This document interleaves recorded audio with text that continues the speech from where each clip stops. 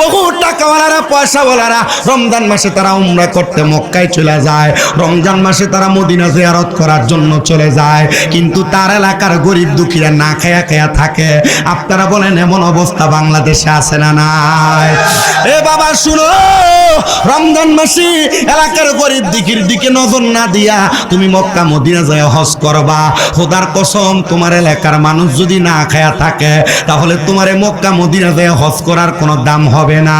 ওরে হজ করিতে মক্কায় যায়া খরচ করলি যেই টাকা, ওই টাকা গরিবকে দিলে গরিবই থাকি তো কেডা। হজ করিতে মক্কায় যায়া খরচ করলি যেই টাকা, ওই টাকা গরিবকে দিলে গরিবই থাকি তো কেডা। কেউ যায় টাকার গুমানে, কেউ যায় দেশে ভ্রমণে, কেউ যায় টাকার গরমে, কেউ যায় দেশে ভ্রমণে। হাইরে ধনীরা যায় ধনের টানে আনিতে সোনা দানা, শুধু খাইলে নামাজ হবে না ও মন জানো না, গোশ খাইলে নামাজ হবে না। জোরে কোন ঠিক কিনা? সুদের টাকা ঘুষের টাকা খায়া মক্কা মদিনা যায় হজ করবে, আবার মক্কা মদিনা টাকা পয়সার মালিক হয়ে যায় হজ করবে। এলাকার গরিব দুঃখীরা না খায়া খায়া মরবে। খোদা কি কসম করে বলি রে বাবা, এদের মক্কা মদিনা যায় হজ করা আর বাড়ির কাছে টাকা পয়সাগুলা পুকুরে ঢাইলে দেওয়া একই রকম কথা কন্যা ঠিক কিনা? এ বাবা শুনো, ইমাম খামিনি রহমতুল্লাহ আলাইহি উনি ছোট্ট একটা ঘটনা উল্লেখ করেছে। ইমাম খামিনি বলে, আমার একটা ছাত্র ছিল যার নাম খুজাইমা। ওই খুজাইমা রহমতুল্লাহ আলাইহি উনি মক্কায় যাবে হজ করার জন্য, কিন্তু খুজাইমা যে স্ত্রীটাকে বিবাহ করেছে ওই স্ত্রী ছিল ইরানের পূর্ব অঞ্চলের সবচাইতে সুন্দরী মহিলা। খুজাইমা ডাক দিয়ে কয়, জগতের মানুষ, আমার সুন্দরী স্ত্রীটারে আমি কার কাছে রাইখা যাব হজ করার জন্য? আমি এলাকার সব মানুষকে বললাম, ও এলাকার মানুষ, তোমরা কেউ কি পারবা আমার স্ত্রীটারে আমানত হিসেবে রাখার জন্য? এলাকার কেউ রাজি হয় না, কিন্তু খুজাইমার একজন সাথী ভাই ছিল, সে ডাক দিয়া কয়, খুজাইমা তুমি যদি চাও তাহলে তোমার স্ত্রীটারে আমার বাড়িতে রাইখা যাইতে পারো। খুজাইমা কয়, আল্লাহ ও আল্লাহ, আমি আমার স্ত্রীকে রাইখা যাওয়ার মতো একটা মানুষ পাইলাম। ওনার কাছে ওনার স্ত্রীটা রাইখা খুজাইমা চলে গেলেন হজ করার জন্য।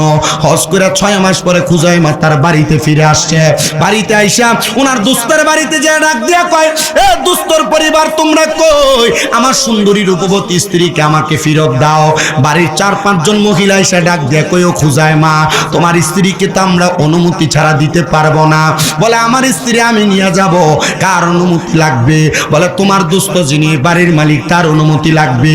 বলে, আমার দোস্ত কোথায়? বলে, তোমার দোস্ত তো এখান থেকে চলে গেছেন সামদেশে। বলে, আমি সামদেশে রওনা করলাম। খুজাইমা বলে, সামদেশে যাইয়া আমার দোস্তের কাছ থেকে লিখিত একটা অনুমতি নিয়া, বলে, আমার স্ত্রী আমি নিয়ে যাব। কার অনুমতি লাগবে? বলে, তোমার দোস্ত যিনি বাড়ির মালিক তার অনুমতি লাগবে। বলে, আমার দোস্ত কোথায়? বলে, তোমার দোস্ত তো এখান থেকে চলে গেছেন সামদেশে। বলে, আমি সামদেশে রওনা করলাম। খুজাইমা বলে, সামদেশে যাইয়া আমার দোস্তের কাছ থেকে লিখিত একটা অনুমতি নিয়া আমি বাড়ির মহিলাদের কাছে প্রদান করলাম। এ মহিলারা নাও নাও নাও, খুজায় আমার দোস্ত একটা চিঠি দিয়া দিছে, এই চিঠিটা দেখা তুমি আমার স্ত্রীকে আমাকে দিয়া দাও। এবার দোস্তর কাছ থেকে স্ত্রীটা যখন নিয়ে আসলেন, ডাক দিয়া কয়, আমার দোস্ত 6 মাসের জন্য কোথায় গেল? আমি এনে গেলাম হজ করার জন্য। দোস্ত ডাক দিয়া কয়, বন্ধুরে, আমি অন্য কোনো কোথাও যাই নাই। আমি তোমার স্ত্রীকে যখন আমার ঘরে প্রবেশ করাইছি, তখন আমি আমার ঘরের মধ্যে প্রবেশ করা আমার জন্য হারাম হয়ে গেছে। কারণ তোমার স্ত্রী দুনিয়ার সবচাইতে সুন্দর। ওই স্ত্রী যদি আমার ঘরের মধ্যে থাকে আর আমার ঘরের মহিলারা যদি ঘুমায় যায়, আমার মনে যদি শয়তান কুমন্ত্রণা দেয় এই সুন্দরী মহিলাটার সঙ্গে মেলামেশা করার জন্য, এজন্য আমি আমার ঘরটা ছাইরা 6 মাসের জন্য চইলা গেছি। নাও তোমার স্ত্রী, তোমার আমানত তোমারে বুঝাইয়া দিলাম। আমার ঘরের মহিলারা তোমার স্ত্রীকে সুন্দর করে আদর যত্ন করেছে। ও বন্ধু, তুমি তোমার স্ত্রীকে বুঝা পাইছো? বলে, হ্যাঁ পাইছি। এবারে ডাক দিয়া কয়, এ দুনিয়ার মানুষ, আমি আমার দুনিয়ার টাকা পয়সা ধন সম্পদ বাড়ি গাড়ি সব রাইখা গেলাম। আমার বাড়ি গাড়িগুলা দুনিয়ার মানুষ আত্মসাৎ করার চেষ্টা করেছে, কিন্তু আমার স্ত্রীকে যে বন্ধুর কাছে রেখে গেলাম, আমার বন্ধু আমার স্ত্রীকে আত্মসাৎ করবে দূরের কথা, তার চেহারার দিকেও ফিরে তাকায় নাই। আমি বললাম, এ দোস্ত গো, আমার স্ত্রীকে আমাকে ফেরত দেওয়ার কারণে আমি আমার পুরা রাজপ্রাসাদ সম্পদ আমি তোমারে দিয়া দিলাম। বলে কেন কেন তো সম্পদ আমারে দিলা? বলে একমাত্র আমার স্ত্রীকে 6 মাস তুমি হেফাজতে রাখার কারণে। দোস্ত ডাক দিয়ে কয়, এ খুজাইমা, আমি এত সম্পদ নিতে পারবো না। বলে কেন রে, কেন নিতে পারবা না? বলে আমার যত সম্পদ হবে এই সম্পদের হিসাব তো আমি খোদার কাছে দেওয়া লাগবো। আপনারা কোন খোসবাসের বাবারা, খোসবাস দরগার বাবারা, আপনারা বলেন দুনিয়াতে 2 তলা 3 তলা 4 তলা 5 তলা বিল্ডিং এর মালিক, 1 কানি 2 কানি 3 কানি সম্পদের মালিক, আর অল্প একটু সম্পদের মালিক, আপনারা কোন 2 রকমের মানুষের হিসাব কি এক রকম না 2 রকম? আসতে কইছে কোন না এক রকম না 2 রকম? 2 তলা বিল্ডিং এর মালিকের হিসাব আর বাড়ির টিনের ঘরের মালিকের হিসাব কি এক রকম না 2 রকম? 5 তলার মালিকের হিসাব আর বেড়ার ঘরের মালিকের হিসাব কি এক রকম না 2 রকম? বলে হুজুর কেমনে 2 রকম একটু বোঝায়া দেন। হুজাইমা ডাক দিয়া কয়, দোস্তরে, দুনিয়ার কোন সাধারণ মানুষকে যদি আমি বলতাম, তাহলে সাধারণ মানুষ আমার সম্পদ নিয়ে যাইতো, আমার বাড়ি নিয়ে যাইতো, কিন্তু তুমি কেন আমার সম্পদ আর বাড়ি নিয়ে যাও নাই? ডাক দিয়া কয়, আমি আমার মাওলার কাছে হিসাব দিতে পারবো না, এজন্য না আমি তোমার বাড়ি গাড়ি সম্পদ কোনো কিছু নিয়ে যাই না। ও দোস্ত, তুমি আমার একবার বলো, কেন তুমি আমার হিসাব দেওয়ার কারণে তুমি আমার বাড়ি গাড়ি সম্পদ নিয়ে যাও নাই? তিনি ডাক দিয়া কয়, একটা মাত্র কারণে আমি তোমার সম্পদ বাড়ি গাড়ি নিয়ে যাই নাই, আমার মাওলার কাছে আমি হিসাব দিতে পারবো না। এবার আপনারা বলেন, আমরা যে যত সম্পদের মালিক আছি, আমার মাওলার কাছে হিসাব দেওয়ার দরকার আছে না নাই?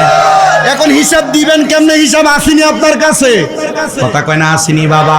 আরে পরের জায়গা পরের জমি, পরের জায়গা পরের জমি, ঘর বানায়া আমি রই, আমি তো সেই ঘরের মালিক নই, বলো আমি তো সেই কি নয় বলো?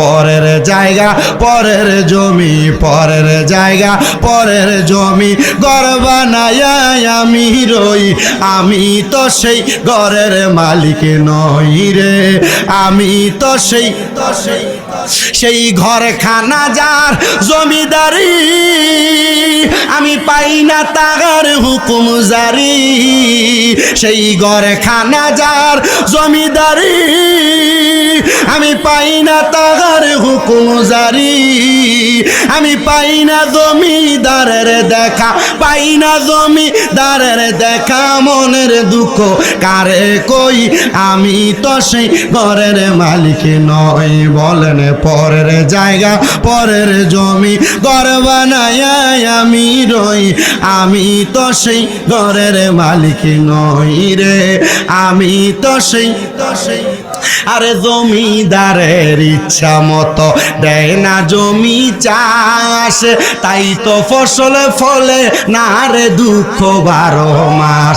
হাইরে জমিদারের ইচ্ছা মতো দেয় না জমি চাষ, তাই তো ফসল ফলে না রে দুঃখ 12 মাস।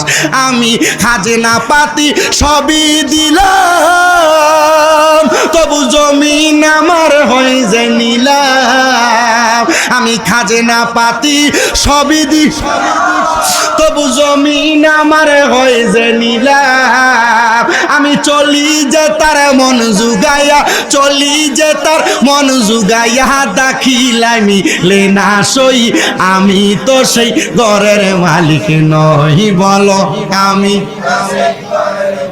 মানে মনে হয় যে রোজা শুধু আমি আছি, আপনারা কেউ আপনারাই আছেন, আমি মনে রোজা নেই, একটু জোরে কর না।